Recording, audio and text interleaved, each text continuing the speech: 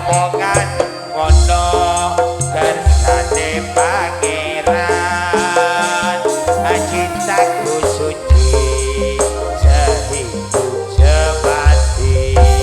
ati lulut Kang Mas bambung sajarone ngati bareng aku krungu ucap kang suci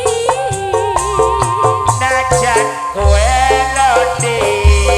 mandul ora duwe turun aku ora bakal tinggal sliramu yen pancen ngono ayo tambah muji supaya adono grae Gusti yen pancen ngono ayo padha bareng tambah muji supaya adono grae Gusti 20 tahun Kang Mas umure kawinan Iya ta yo. Kowe karo aku urip bareng jejodhoan nganti saiki durung duweni momongan aku kuwatir Kang Mas ninggalno katresnan Odi sayangku ojo cilik atimu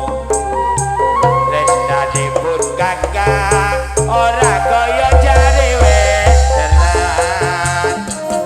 omongan ngono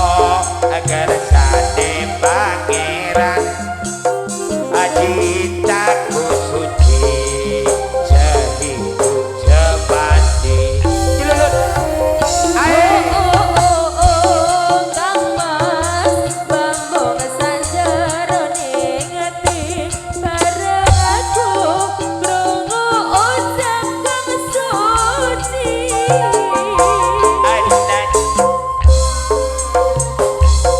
mandul ora duwe turun aku ora bakal tinggal sliramu yen pancen ngono ayo sepiare gawe muji supaya entuk nugrahe Gusti yen pancen ngono ayo padha bareng ape muji supaya atur nugrahe Gusti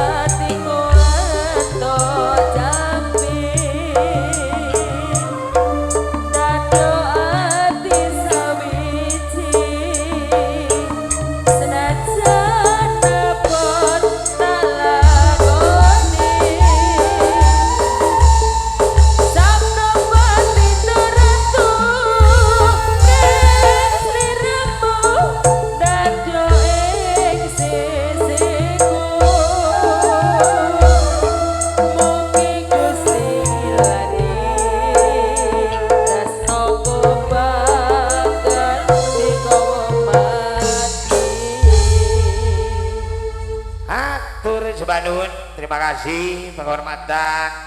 tuan rumah yang ke-3, 4, dan 5. Berikut Abah Kang Jarek Marjusid dan sekaligus Yuyut Putra ini sebagai peluncur di grup Ketakuan Nogi, dan Uki Albian dibundampingi Bung Supral Monogoro, Sugro dia mohon maaf Kang Duari Sipul sudah tampil di pagelaran